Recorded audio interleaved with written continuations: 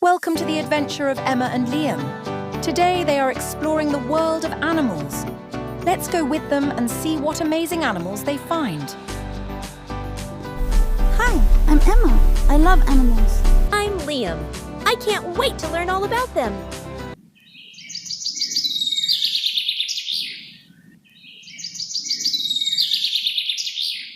Listen, I hear something. What animal could that be?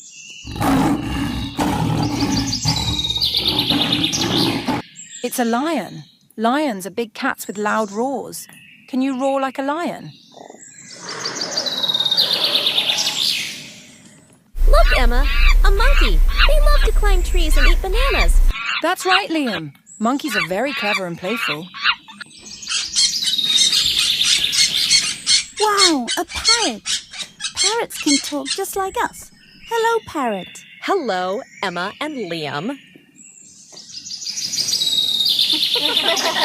What a fun adventure. Emma and Liam met a lion, a monkey and a parrot.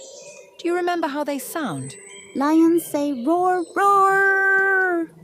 Monkeys go ooh, ooh, ah, ah. And parrots say hello. Great job, everyone. See you next time for another adventure. Goodbye, sir. Bye-bye.